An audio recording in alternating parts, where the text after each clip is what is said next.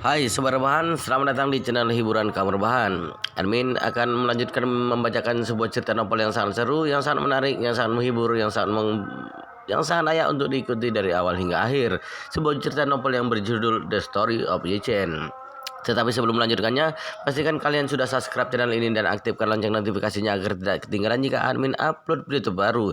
Jika kalian menyukai cerita seperti ini, jangan lupa like, jika berkenan share juga ke teman lainnya agar teman lainnya juga mendapatkan informasi hiburan di channel ini. Baik, kita lanjutkan di part ke 365 bertepatan dengan bab ke 1741. Setelah meninggalkan toko Tiffany itu, dan aku menemani Yi Chen berjalan-jalan di sekitar toko-toko besar di Ginza. Supaya tidak terlihat pilih kasih, Yi Chen membelikan Xiu Changkun setelan jas merek Bosch. Ayah mertuanya setiap hari berada di asosiasi kaligrafi dan lukisan. Dirinya sudah menjadi orang nomor 2 di asosiasi kaligrafi dan lukisan, bisa dibilang cukup terkenal. Terlebih lagi, asosiasi kaligrafi dan lukisan yang dia ikuti saat ini sering berhubungan dengan Universitas Lama Handmaking. Jadi Yi Chen membelikan setelan jas untuk ayah mertuanya karena dirinya ingin mendandani ayah mertuanya supaya terlihat lebih energik dan berwibawa. Setelah itu Yi Chen juga membeli barang-barang kecil lainnya. Pada pukul 15.30, sekitar 2 jam sebelum penerbangan Yi Chen ke Osaka, mengingat bandara Tokyo lumayan jauh dari kota, maka Yi Chen berkata kepada itu, "Nanaku, sudah sore dan aku sudah harus pergi ke bandara." Itu nanaku berkata sambil ragu, "Tuan Yi Chen, aku akan mengantarmu." Yi Chen berkata, "Aku harus mengemudikan mobil ke sana lalu meninggalkan mobil di bandara. Bagaimana kamu pulang jika pergi bersamaku?" "Tidak apa-apa." Itu nanaku berkata, "Aku bisa minta orang menjemputku di bandara." Tuan Yi Chen tidak perlu khawatir. Yi Chen bertanya tanpa sadar, "Terlalu merepotkan bukan?" "Tidak, tidak."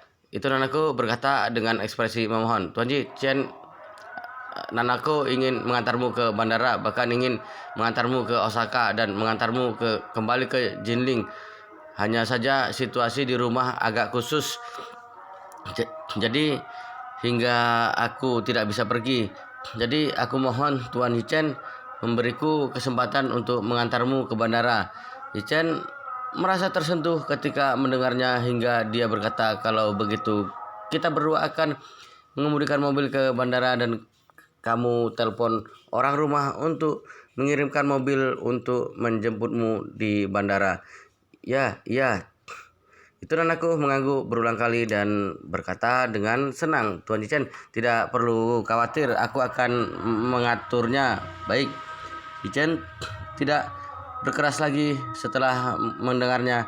Keduanya langsung naik ke mobil dan melaju ke arah bandara Tokyo. Ini adalah perjalanan pertama Yi Chen kembali ke sana. Itu anakku memikirkan banyak hal di sepanjang perjalanan. Dia terus melirik Yi Chen yang ada di sampingnya dan merasa sulit melepaskannya.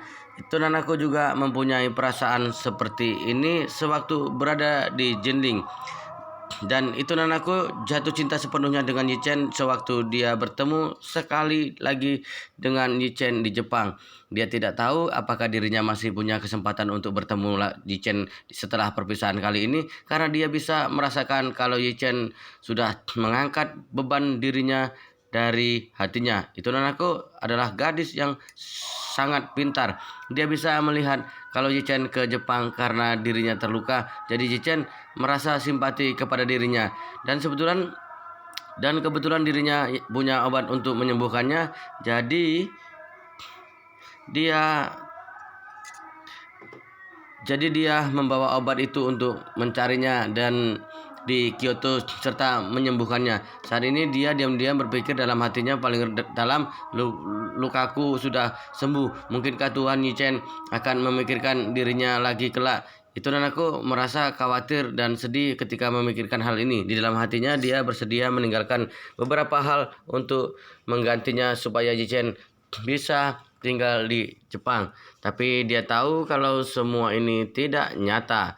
Mobil yang dikemudikan Yi Chen sudah tiba di bandara. Ketika pikiran itu nanaku melayang, dia terus Dia turun dari mobil bersama itu Nanako. Setelah memarkirkan mobil, dia di tempat parkir. Setelah itu dirinya tidak buru-buru pergi, tapi dia membungkuk dan meletakkan kunci mobil di atas ban depan mobil. Itu Nanako bertanya dengan heran, "Tuan Chen, apa yang kamu lakukan?" Chen berkata sambil tersenyum, "Aku meletakkan kunci untuk temanku di sini. Jika tidak, maka kunci ini akan ikut pulang ke Tiongkok bersamaku." Itu Nanako bertanya dengan bingung, "Apakah tidak akan hilang jika dilihat orang? Bukankah orang akan membawa pergi mobilnya?" Chen tersenyum. "Orang lain tidak mungkin bisa melihatnya jika meletakkannya di sini. Ada banyak mobil di sini. Siapa yang ada begitu banyak waktu membungkuk untuk melihat ban mobil orang?" Setelah itu, Chen bertanya, "Aku akan memberitahu posisi mobil kepada pemiliknya. Pemilik mobil bisa datang mengambil mobilnya dengan mudah setelah dia mengetahuinya." Itu dan aku mengangguk sambil tersenyum dan berkata, "Tuan Muda Chen memang pintar. Mungkin aku tidak bisa memikirkan cara ini seumur hidupku." Chen tertawa dan berkata, "Aku sebenarnya hanya ingin menghemat uang. Bukankah ongkos kirimnya akan sangat mahal kalau aku harus mengirimkan kembali ke Tiongkok?" Itu Nanako langsung tertawa dan berkata, "Tony Chen, dengan kondisimu, kamu pasti tidak kekurangan uang. Ayahku sendiri saja telah memberimu 4,5 miliar dolar untukmu. Farmasi Jisuan milikmu juga sedang berkembang pesat. Kenapa kamu masih begitu irit?" Chen tersenyum dan berkata, "Ini bukan irit, ini namanya menjalani kehidupan. Kita tidak perlu menghemat 1% pun kalau harus memakai uangnya, dan kita tidak boleh menghamburkan 1% pun untuk hal yang tidak diperlukan." Itu Nanaku mengangguk. "Terima kasih Tuan Chen, Nanaku sudah mendapatkan pelajaran." Chen tersenyum dan berkata, Tidak, aku tidak sedang menggurui, tapi aku hanya mengungkapkan pendapatku saja. Semua ini hanyalah pandangan kasar saja." Dan aku berkata dengan tulus, "Meskipun sangat sederhana dan sangat jelas, tapi aku tidak pernah memikirkan hal ini. Jika identitasku masih sama seperti dulu, tidak masalah jika aku menghabiskan lebih banyak uang. Namun ayah berharap aku bisa mengambil alih perusahaan itu. Aku harus mengubah konsep tentang uang kelak. Hanya orang seperti Tuan Chen yang bisa membuat bisnis keluarga menjadi besar." Chen melihat tampang itu Nanako yang terlihat sangat serius sehingga dia tersenyum tanpa daya dan berkata, "Aku percaya kalau perusahaan itu akan menjadi lebih kuat di tanganmu." Itu Nanako mengangguk pelan. "Terima kasih atas doa Tuan Chen. Semoga Nanako tidak akan mengecewakan." Chen melihatnya dan berkata untuk menyemangati, "Baiklah, waktunya sudah hampir tiba. Aku harus melakukan prosedur pendaftaran." "Salam. Bagaimana kamu kembali?" Dan aku berkata, "Aku sudah meminta asisten keluarga datang menjemputku." Selain itu, dia segera berkata setelah melihat waktunya, "Mungkin dia akan tiba sebentar lagi. Aku akan mengantar Tuan Chen ke pintu pemeriksaan." Chen mengangguk dan meninggalkan tempat parkir bersama, lalu langsung menuju ke aula keberangkatan bandara. Pada saat ini, seorang wanita cantik tapi terlihat sedikit sifat kepahlawanan dan dingin berjalan masuk ke aula keberangkatan bandara. Tinggi wanita ini sekitar 175 cm dan kakinya ramping. Dia memakai jaket hitam ketat, celana kulit hitam ketat, sepatu bot kulit hitam, dan rambut panjang hitam yang dikucir kuda jatuh di pinggangnya. Wanita ini sangat cantik tapi wajahnya sangat dingin. Dia berjalan ke bandara dan langsung masuk ke tempat pemeriksaan VIP. Staf pria yang bertugas di bagian pemeriksaan penerbangan sampai tertegun melihat wanita itu. Dia baru sadar dari lamunan setelah wanita itu berdiri beberapa saat di depannya. Dia berkata dengan wajah memerah, "Nona, silakan tunjukkan sertifikat dan tiket pesawatnya." Wanita itu memberikan sertifikat kepadanya tanpa ekspresi Dan pria itu melihat nama yang tertulis di sana, paspor Surauli. Pada saat ini, demi mendeteksi pembunuh keluarga Matsumoto Yoshito, Bandara Tokyo meningkatkan pemeriksaan keluar. Namun karena kurangnya tenaga kerja, maka masih tidak bisa mengontrol semua penumpang secara ketat. Meskipun Suroli memegang paspor Tiongkok, tapi karena tiket pesawatnya ke Osaka dan bukan meninggalkan Jepang, maka para pekerja tidak melaporkan kepada pemimpinnya. Pria itu hanya diam-diam mengulang nama Suroli beberapa kali dalam hatinya dan merasa namanya sangat bagus, tapi dirinya tidak bisa mengatakan alasan kenapa bisa dikatakan enak didengar. Sewaktu Suroli melihat orang itu terdiam setelah memegang paspornya, dirinya merasa kaget dan bertanya apakah identitasnya telah diketahui oleh orang itu. Namun dia segera menyadari kalau masalah ini sepertinya tidak mungkin terjadi. Pertama-tama pihak Tokyo hanya mengetahui kalau orang yang menghabisi keluarga Matsumoto Yoshito adalah master misterius yang datang dari Tiongkok. Tapi mereka tidak mengetahui apa-apa selain tentang itu. Mereka juga tidak tahu siapa nama orang yang membunuh seluruh keluarga Matsumoto Yoshito. Terlebih lagi, Jepang sangat dekat dengan Tiongkok. Ada begitu banyak turis dan pengusaha pada hari biasa. Pihak kepolisian Tokyo tidak mungkin mengunci dirinya dalam waktu singkat. Setelah menganalisa secara cepat di otaknya, Suroli bisa menyimpulkan kalau staf di depan seharusnya kaget dengan penampilannya sehingga terlihat melamun. Oleh karena itu dia bertanya kepada staf itu tanpa ekspresi, apakah pasporku terlihat bagus? Orang itu tanpa sadar mengangguk, sangat bagus.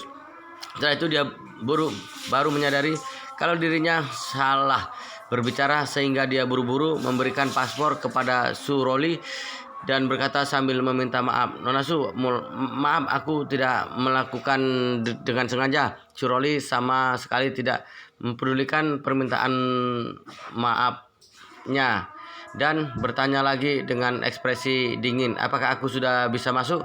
"Tentu saja." Staf berkeringat dingin karena aura dingin Suroli.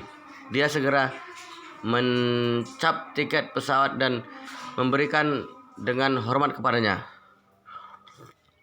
Suroli segera pergi. Setelah dia mengambil tiket pesawatnya, staf itu berpaling dan melihat belakang punggungnya dengan wajah tersipu sambil menghela napas. Ini benar-benar aura seorang ratu. Selain melihatnya di dalam drama dan kartun, aku tidak pernah melihat wanita dengan aura sekuat itu.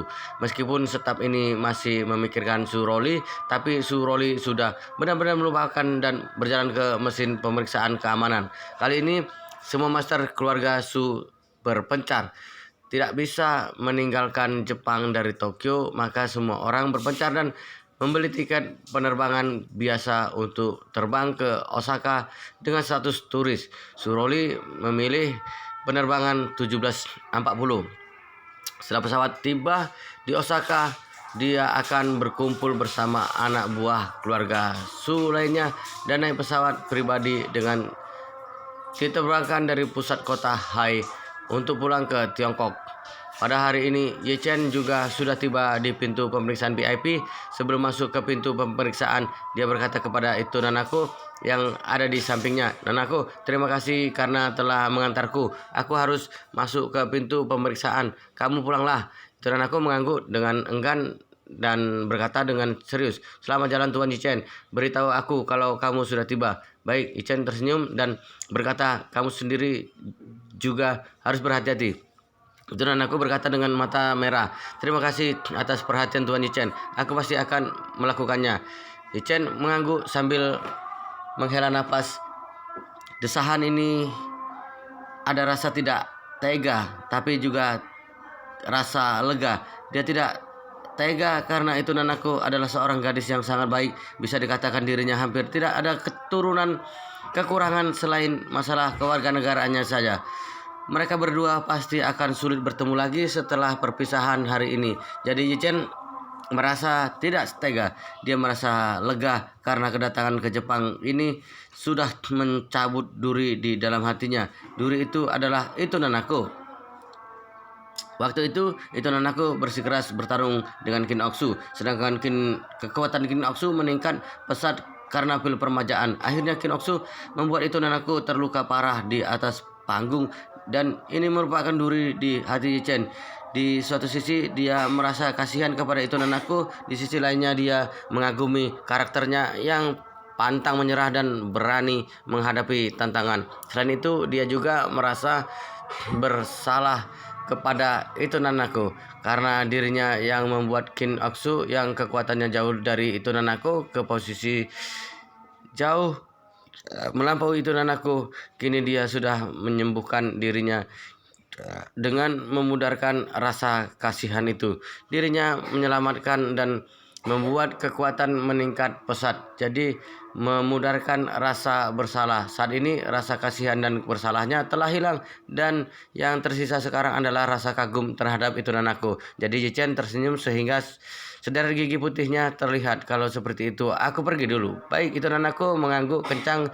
Hatinya sangat sakit, tapi dia tetap berkata sambil tersenyum manis, Tuan Yichen, aku doakan kamu sukses, aman, dan sehat. Kata sukses, aman, dan sehat berasal dari Tiongkok dan berkembang di Jepang. Jepang pada zaman dulu sangat menghormati seni bela diri. Bushido adalah perwakilan utama yang sangat mereka kagumi. Jadi dalam tradisi Jepang ada banyak arti ketika mendoakan seni bela diri seorang meningkat.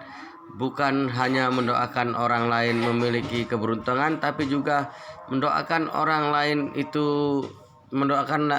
itu tak terkalahkan. Dapat dikatakan bahwa itu adalah doa yang paling tinggi. Yichen tidak menyangka kalau Nanako akan mengatakan kata-kata ini sehingga dirinya sedikit terkejut. Kemudian dirinya segera mengepalkan kedua tangannya dengan serius dan berkata dengan lantang, terima kasih Nona Nanako, kita akan bertemu di kesempatan lain. Setelah itu dia menatap Nanako dalam-dalam lagi, lalu berbalik dan memasuki pintu pemeriksaan. Air mata Nanako jatuh sewaktu Yichen berbalik. Dia melihat punggung Yichen dengan air mata bercucuran. Dia sangat ingin memanggil Tuan Yichen supaya dia menoleh dan dirinya bisa melihatnya baik-baik sekali lagi. Tapi dirinya takut Yichen akan melihat wajahnya yang penuh air mata sewaktu dia memanggilnya, sehingga dia akan berpikir bahwa banyak salah paham dan akan menyangka dirinya sengaja memperlihatkan dirinya melepaskan semua penyamarannya. Jadi dia menahan keinginan untuk memanggilnya. Dia hanya berdiri di situ sambil melihat sesosok yang menghilang di pintu itu, lalu berbalik dan pergi. Tetap pada saat ini Yichen tiba-tiba tidak bisa menahan dirinya dan tanpa sadar berpaling melihatnya. Hanya sekilas, tapi membuat Yichen seperti disambar petir dan membuatnya berdiri diam. Dia awalnya ingin berpaling dengan melambaikan tangan padanya, tapi dia tidak menyangka sewaktu dirinya berpaling, Nanako yang masih tersenyum sudah penuh air mata. Saat ini Yichen merasa bagian paling lembut di hatinya mendapatkan serangan. Perasaan seperti ini disebut sedih. Nanako juga tidak menyangka kalau Yichen akan tiba-tiba berpaling ke arahnya lagi. Pada saat ini dirinya yang merupakan nona besar keluarga itu, sebagai gadis yang menerima pendidikan tradisional Jepang sejak kecil, akhirnya kehilangan semua kemampuan pengendalian diri. Saat ini dia kehilangan semua akal sehatnya. Dia menangis sambil berlari ke arah Yichen dan memeluknya dengan erat. Tanpa menunggu Yichen sadar dari lamunan, dia menjinjitkan ujung kakinya dan memberikan ciuman pertama padanya. Bibirnya yang terasa sedikit asin dan dingin karena air mata mencium bibir Yichen tanpa ragu. Yichen merasakan sentuhan bibir Nanako yang dingin terlebih dulu. Selanjutnya dia merasakan ada sedikit rasa pahit di mulutnya. Dia tahu kalau ini adalah rasa air mata. Itu nanaku, pada saat ini dia merasa sedih dan tidak berdaya. Mulut keduanya berpisah. Setelah beberapa detik kemudian, itu nanaku mendongak dan menatap Yichen dengan matanya yang merah, lalu berkata dengan suara serak, "Tuan Yichen, jangan lupakan aku." Yichen mengangguk dengan serius. "Jangan khawatir, aku tidak akan melupakanmu." Itu nanaku berkata dengan sungguh-sungguh, "Katakan saja padaku kalau Tuan Yichen membutuhkan pertolonganku kelak." Yichen mengangguk, "Baik, begitu juga kamu." Itu nanaku tersenyum saat ini. Tuan Yichen, pergilah, akan ketinggalan pesawat nanti. Yichen melihatnya dan berkata dengan lembut, "Nanaku, kita akan bertemu lagi." "Ya, kita akan bertemu lagi, Tuan Yichen." Yichen tidak melihat ke belakang lagi setelah berpaling. Dia tidak ingin seperti tadi yang melihat itu nanaku menangis penuh air mata sewaktu dirinya berpaling. Jadi dia menguatkan hatinya dan masuk ke pintu pemeriksaan. Penumpang di sekitar tersentuh ketika melihat itu nanaku yang sangat cantik menutup wajahnya dengan kedua tangannya dengan air mata berlinang di pintu pemeriksaan sambil menatap Yichen tanpa berkedip sampai dia menghilang. Sebagian besar pria merasa iri dengan pria yang baru saja menghilang di pintu pemeriksaan tadi. Bagaimana bisa pria tadi memiliki seorang wanita cantik yang menangis untuknya? Masalah pentingnya, dia bahkan tidak melihat ke belakang lagi. Keterlaluan sekali. Jika itu diriku, aku pasti akan berbalik dan memeluk gadis itu, lalu memberitahukannya kalau aku tidak akan pergi selamanya. Itu dan aku tidak mempedulikan semua suara itu. Setelah Yichen menghilang, dia masih tenggelam dalam perasaan yang tidak punya tempat pelampiasan sampai ponselnya berbunyi. Suara seorang wanita terdengar setelah teleponnya terhubung. "Nona besar, aku sudah tiba di pintu masuk bandara. Di mana Anda?" Itu nanaku segera menyeka air matanya dan berkata, "Kamu tunggu sebentar, aku akan segera ke sana." Setelah itu dia segera melihat ke arah pintu pemeriksaan. Dia baru pergi setelah memastikan tidak bisa melihat Yichen lagi. Di luar bandara sudah ada 3 buah mobil Rolls-Royce hitam dan menunggu berdampingan. Begitu itu nanaku keluar dari pintu bandara, seorang wanita yang duduk di samping kemudi mobil di tengah keluar dan menyapanya dengan hormat. "Nona besar, di sini." Itu nanaku mengangguk. Orang itu sudah membukakan pintu belakang sebelum dia sampai. Dia menutup pintu dan kembali duduk di samping kemudi. Setelah itu nanaku masuk. Itu nanaku bertanya kepadanya setelah naik ke mobil, Kawana, apakah kamu sudah membelikan cincin yang aku mau?" "Sudah." Wanita yang dipanggil Kawana mempunyai nama lengkap Kawana Ray. Dia adalah asisten senior keluarga itu dan dia